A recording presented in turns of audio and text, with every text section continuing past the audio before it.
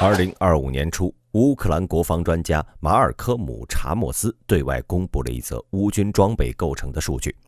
该数据显示，乌军目前正在使用的装备，其中20%由美国提供，25%由欧洲提供，剩余的55%呢是由乌克兰自行生产制造的。从数据上看，欧洲援助的装备已经超过美国，成为乌克兰最大的军事援助来源地。近期，欧洲又拿出了8000亿，用以提升欧洲的军事实力，并且追加对乌克兰的支持。今天我们就来聊聊，如果这8000亿到账，能否弥补美国提供的20%的装备占比。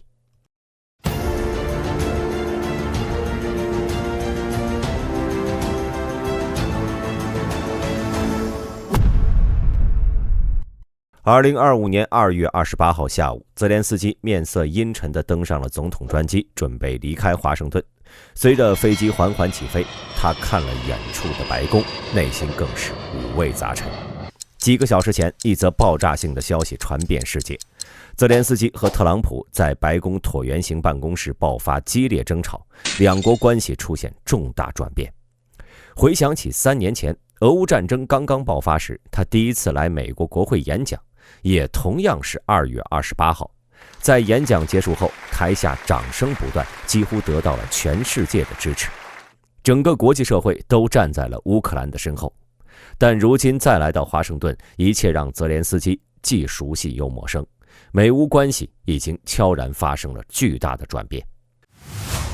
在离开美国后，泽连斯基直奔英国伦敦，与英国首相斯塔默会晤。斯塔默告诉泽连斯基，唐宁街非常欢迎你，正如你从外面街道上的欢呼声中听到的那样，你得到了全英国的支持，无论需要多长时间，我们都会与你们与乌克兰站在一起。泽连斯基则回应说，我要感谢英国人民从战争一开始就给予我如此大的支持，我很高兴国王陛下接受了我明天的会见，乌克兰人也很高兴有这样一个战略伙伴，我们期待你们的支持。随后，英国和乌克兰签署了一项价值22.6亿英镑的贷款协议，以支持乌克兰的国防能力。斯塔默称，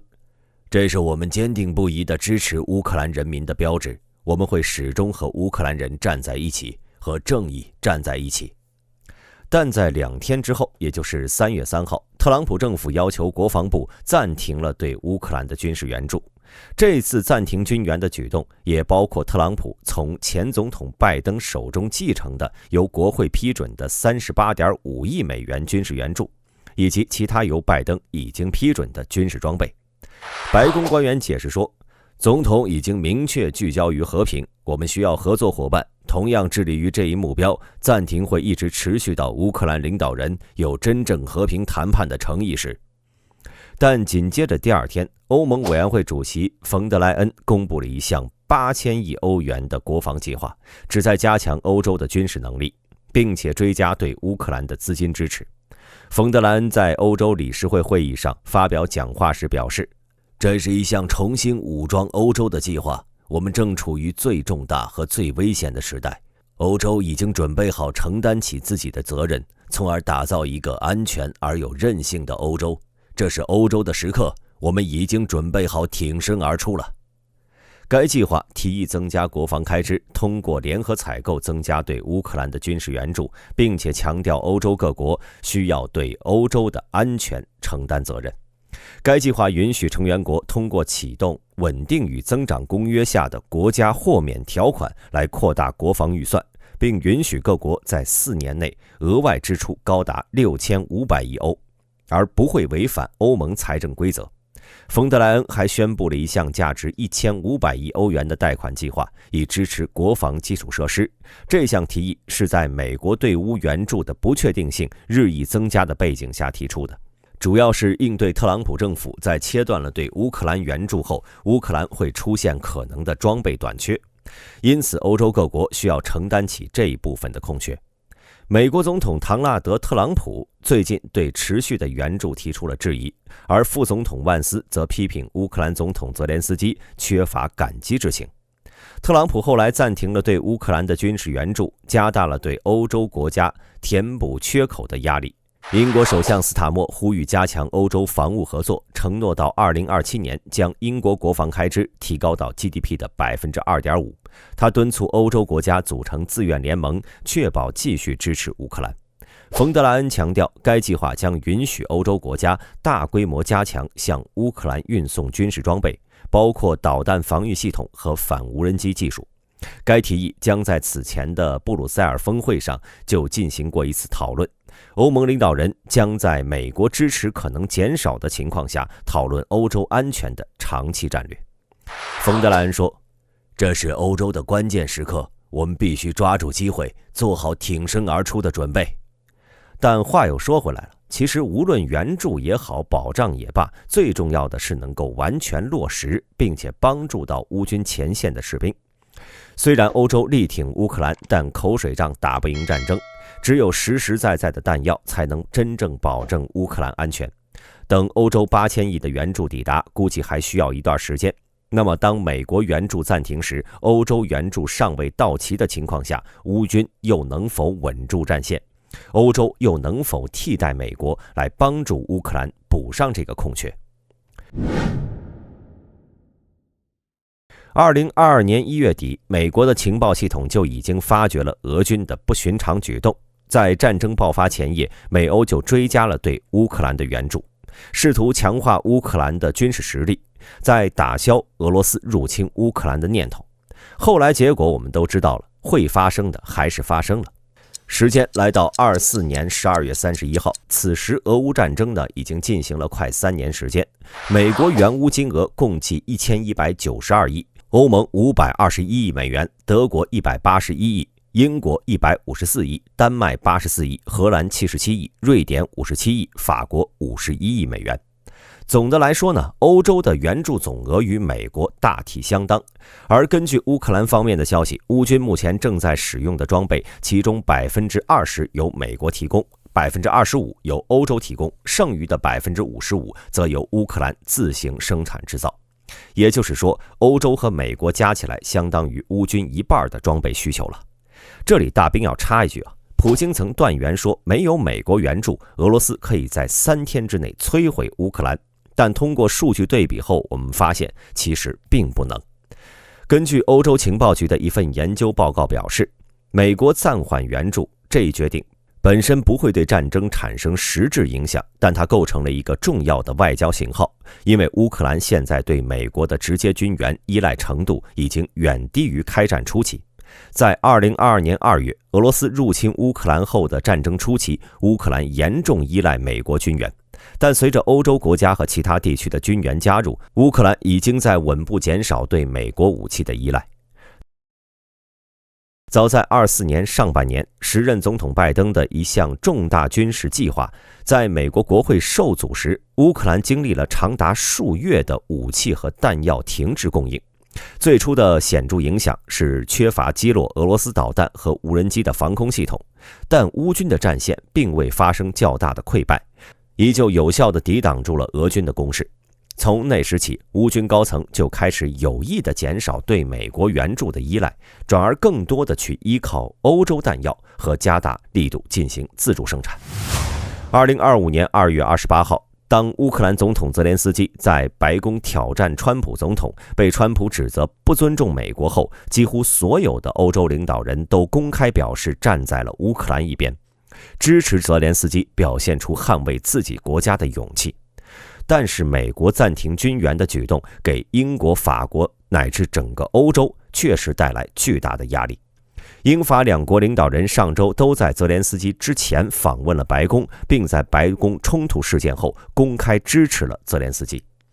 法国主管欧洲事务的部长级代表邦雅曼·阿达德表示，暂停对乌克兰的武器援助让和平变得更加遥远，此举只会增强侵略者俄罗斯的势力。而美乌谈判的10天前呢，也就是25年的2月16号，欧洲各国已经敏锐地察觉到了来自特朗普政府的政策变化，并且做好了可能会切断对乌援助的准备。当时就有媒体披露，英国、法国准备派遣25000名军人前往乌克兰作战，以帮助乌军巩固现有战线，并且让乌军可以腾出精锐部队进行轮换或者筹备发起新一轮的攻势。在乌克兰副总理亚里克西就发表声明称，法国和英国组织了约25000名士兵，可以将其派遣至乌克兰，而且如果战争进一步加剧，这些英法联军会极大地帮助乌克兰抵御俄罗斯的入侵。截至目前呢，欧洲的3万联军仍在筹备中，但在美国暂缓对乌援助后，该计划可能会加快进度。可能大家会觉得3万人对俄乌战场起到的作用几乎微乎其微，但实际情况恐怕并非如此。大炮、防线和国际援助，这些都不重要，重要的是让每一个士兵明白，他正在保卫他的祖国。这句话是芬兰国父卡尔·古斯塔夫·曼纳海姆的名言。芬兰军队依靠顽强的战斗意志，成功重创了苏联的入侵。如今用在乌克兰身上，这句话也十分合适。在俄乌冲突爆发之前，在乌克兰独立诞生后的新一代乌克兰人已经成年，他们对苏联的印象是淡漠的，也不会对俄罗斯人有亲密感情，反而拥有更强的独立意识。俄罗斯对克里米亚的强行吞并以及由此引发的乌东战乱，同样割裂了两国之间的情感纽带，加剧了两个民族的仇恨情绪。即便是乌克兰的俄罗斯族，也未必认同俄军的武力侵占。在俄语人口占多数的乌东地区，俄军也没有得到预想中的热烈拥护，反而增强了乌克兰人同仇敌忾、保家卫国的勇气和斗志。其次，乌克兰军队的状态相比2014年时有重大的改观。在克里米亚危机之前，乌军实力已经跌至谷底。苏联解体后，曾经拥有80万规模、手握航母战略轰炸机、核导弹等镇国重器的乌克兰军队，已经萎缩到仅有14万人，而且装备陈旧、军心涣散，以至于在2013年干脆取消了义务兵制。因此，当俄军占领克里米亚时，几乎未遭到抵抗，大量的乌军部队成建制的投降。在2014年之后，丧失国土的阵痛和压制乌东分裂的现实需求，为乌克兰重建武装力量提供了契机和动力。乌军加强了意识形态的教育和管理，从思想源头上将俄罗斯和乌克兰分割开来，消除军中的亲俄倾向。乌克兰军队在西方军事顾问的指导下，彻底进行了军事改革，全面抛弃了前苏联的编制体制和作战思想，结合自身实际情况，采取西方军队的旅营体制。乌克兰政府也加大军事投入，国防预算从2014年的22亿增至92亿美元，还从西方获得了军事援助，仅美国在2014到2021年就提供了30亿美元的援助。此外，乌军部队也得到大幅扩充。到俄乌冲突爆发前，乌军现役部队已经25万人，另有10万的边防部队和国民警卫队。后方还建立了完整的预备役动员体制，组建了预备役旅，可以动员上百万的预备役兵员，使其在俄乌冲突中保持了兵力优势。乌军派遣部队前往乌东前线轮战，获得了实战经验，还构筑了坚固的防御阵地，为长期坚守创造条件。此外，还收编了亚速营、海妖营，乌军的战斗意志焕然一新，不会像2014年那样不战自溃了。2022年战争爆发时，乌军作战勇敢，意志坚定，完全超出了俄军预料。除了乌军本身意志顽强外，还有就是美国的军事援助。虽然美国援助占比只有20%，但不可否认的是，其中绝大多数是决定性的优势装备，都来自美国的援助，比如海马斯系统、星链系统等，为乌军的反攻奠定了坚实基础。最后，大家认为美军暂停援助之后，欧洲能否补上美国空缺？乌克兰军队又能否顶住最危险时刻？欢迎在评论区留言讨论。我是大兵，我们下期再见。